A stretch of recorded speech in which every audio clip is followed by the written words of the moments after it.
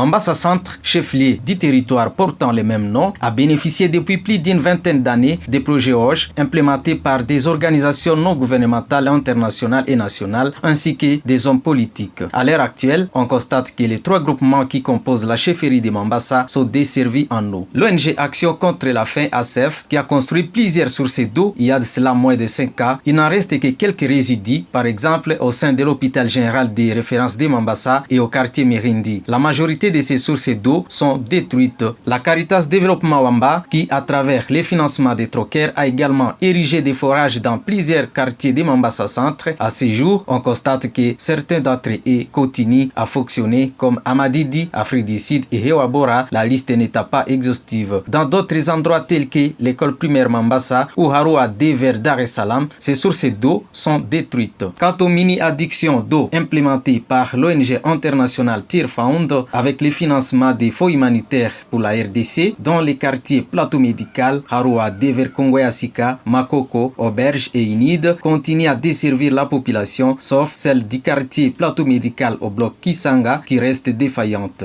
La source d'eau érigée par l'ONG FI 360 alimente la population des environs du petit marché dit Limanga au quartier Binassé, alors que du côté des TP32 Barver 5 dans les groupements Poutou, Merci Corps vient d'y forer un puits pour soulager les habitants de ces coins. Du côté des hommes politiques, il existe également quelques sources d'eau construites par les députés nationaux et anciens gouverneurs de l'Ituri, Abdallah Penembaka Jefferson, qui continuent à fonctionner dans des quartiers tels que Gabon et Inid, alors qu'au quartier Okapi, dans les groupements Binassé, M. Saïd Chichombo Miali y a construit une source qui dessert les habitants de ces nouveaux quartiers. En parlant des structures sanitaires, la majorité n'est pas suffisamment desservie en eau. Néanmoins, l'hôpital général de référence de Mambasa se suffit grâce à ses multiples forages d'eau exécutés par ses partenaires. Par rapport aux écoles, aux églises et aux marchés, leurs locataires n'ont pas accès à l'eau pendant qu'à la prison centrale, un forage d'eau y est signalé. Dans d'autres quartiers, il existe plusieurs forages d'eau des particuliers qui permettent aux habitants d'avoir l'accès à l'eau. Les sources les plus vieilles de Mambasa Centre, notamment Braza, Avni Koko et Sundama de Poutou, sont toujours bien présentes en dépit de la qualité d'eau qu'elles offrent. Le quartier Mirindi, malgré sa démographie très croissante, reste l'un des quartiers les moins desservis en eau. La situation dans les 3 sites des déplacés de guerre est alarmante. Les forages d'eau implémentés par International Rescue Committee dans les sites de Makoko ne fonctionnent plus, de même que celui de Kisanga. Le site du quartier Inid est desservi grâce à la mini-addiction d'eau mise en place par Tear Fund. Peut-on dire que les habitants de Mambasa Centre ont bel et bien accès à l'eau, mais cela est insuffisant du point de vue démographique. Il reste tout de même beaucoup à faire dans ce secteur de Wash.